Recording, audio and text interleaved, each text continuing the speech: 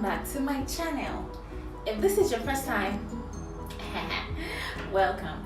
And if this is not your first time, thank you for coming back.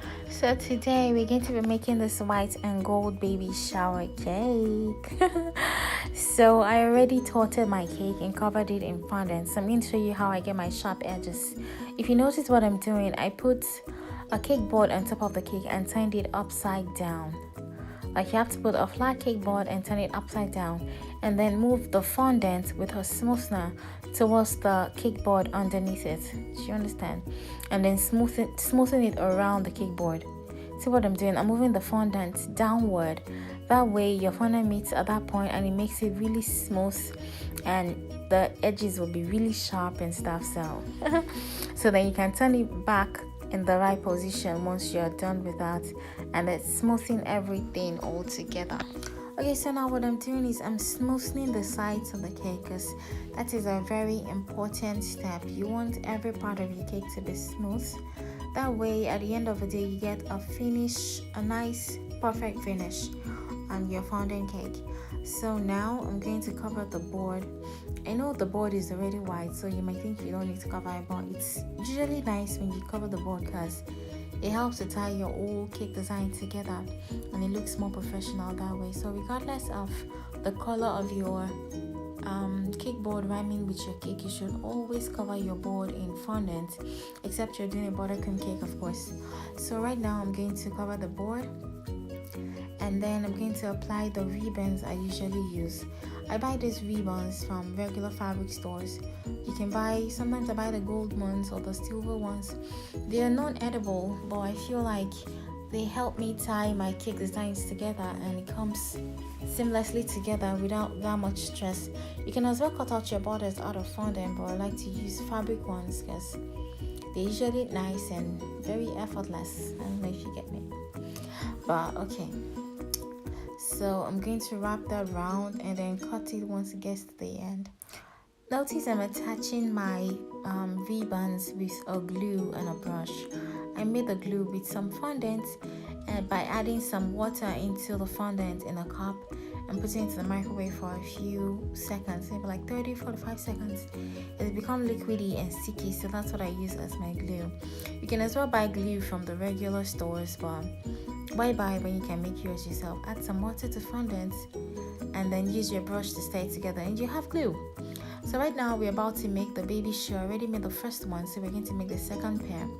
Notice I already cut out the sole of the second pair in the shape of a baby shoe. Just try to make it the same size as much as possible, and then you should cut out the parts where you're going to lay over that sole to make a baby shoe. I don't know if you get, just look at what I'm doing and you understand what I mean.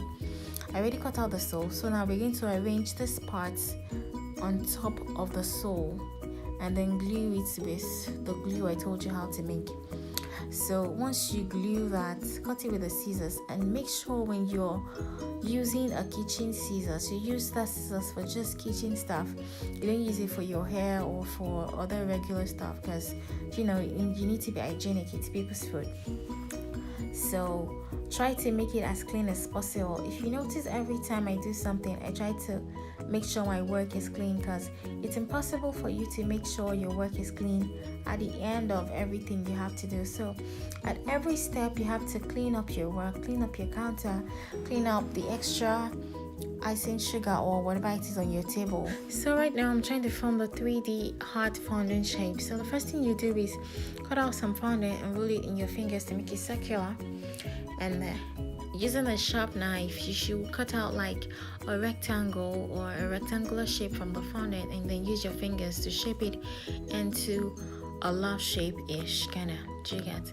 That way it forms like a round-ish love shape. I don't know what that means. Normally I could have cut this out with a regular cutout. That would have been easier for me, but I wanted it to have like a 3D love heart shaped whatever. Do you get me? So that's how we're doing this, and it looks nicer and more realistic. So right now I'm trying to form the bow. I don't understand how the footage for forming the bow disappeared, but it did. and so we have to go on. So now guys, I'm just attaching all the decorations I already made to my cake. And notice for the heart-shaped fondant on top of it, I'm using a toothpick to make it stick in. For the other ones, you can just apply glue to stick it to your cake.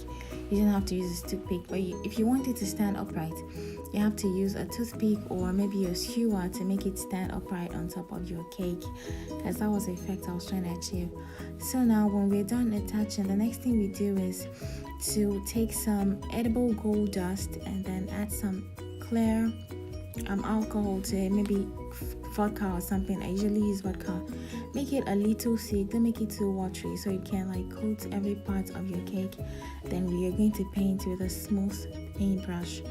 And when you're painting, make sure you're painting in like short strokes, that way you get better coating on your painted material.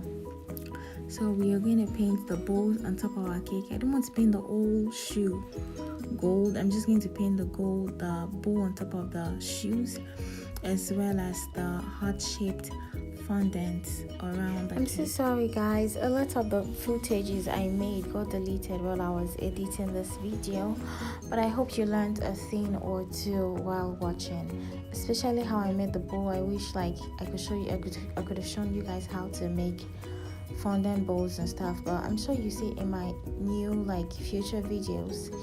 But in the meantime, let me give you a few tricks about painting on fondant. Usually when you paint, it's best you take a brush that has like very neat bristles, and at the same time not too strong and not too hard.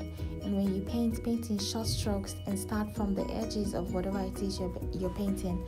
That way your painting comes out neater and you see less like paint strokes on your actual objects that you already painted. Okay, so thank you guys for watching, and make sure to subscribe and share and like, and I'll see you next time.